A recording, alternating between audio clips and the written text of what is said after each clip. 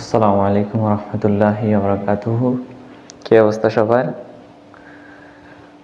আজ আমাদের ধারাবাহিক ক্লাসের ষষ্ঠতম ক্লাস, আমাদের 2-এর খ।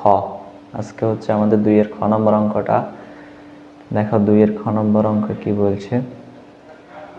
2-এর খ নম্বর অঙ্কে হচ্ছে খ 1 2 3 4 5 1 2 3 4 6 9 12 18 এরপর হচ্ছে 36, অর্থাৎ 1 2 3 4 6 9 এগুলো হচ্ছে আমাদের। এই সংখ্যাগুলো দেখে আমরা কি বলতে পারি বলো তো একটু? এই সংখ্যাগুলো হচ্ছে গুণনীয়ক। এই সংখ্যাগুলো কি গুণনীয়ক। এবং দেখো লাস্টে কত আছে বলো, এবং এগুলো লাস্টে হচ্ছে 36। তার মানে আমরা বলতে পারি এই সংখ্যাগুলো হচ্ছে 36-এর গুণনীয়ক। কিভাবে বুঝলাম?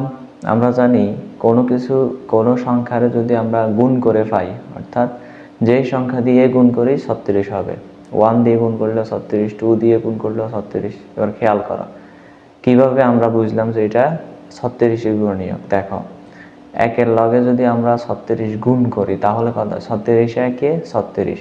এবার 2-এর সাথে যদি আমরা 18 গুণ করি তাহলে 18 দুগুণে কত? 36। এরপরে 3-এর সাথে যদি আমরা 12 গুণ করি, 3 12 কত? 36। এরপরে 4 নং 36, আর মধ্যখানে যে 6টা আছে 6 6 36, এর জন্য 6 থেকে আমরা একটা নিছি। কথাটা বুঝছো কিনা বলো? 6 থেকে কয়টা নিছি? একটা নিছি। এরপর হচ্ছে আমাদের দেওয়া আছে a equal to 1 2 3 4 5 4 6 9 12 18 এরপরে 36, অর্থাৎ এগুলো আমরা বুঝলাম কি এগুলো হচ্ছে 36-এর গুণনীয়ক। এগুলো 36-এর কি? 36-এর গুণনীয়ক। এরপর দেখো এবার তাহলে x এর মানগুলো 36-এর গুণনীয়ক। তাহলে x এর মানগুলো কি?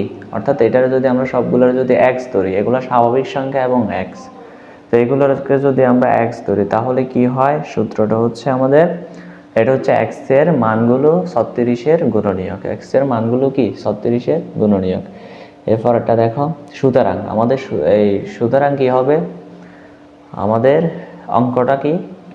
এটা হচ্ছে আমাদের এই তালিকা পদ্ধতিতে, সেট তালিকা পদ্ধতিতে আমরা এটা সেট গঠন পদ্ধতিতে রূপান্তর করি। তাহলে আমাদের মানটা হবে কি? a equal to x belongs to n such that x belongs to n। ভালো করে খেয়াল করো, আমরা যত অঙ্ক করছি সবগুলোর ভিতরে x belongs to n দিছি। এরপরে such that x এর মান হবে 36 এর গুণনীয়ক। x এর মান কি? 36 এর গুণনীয়ক।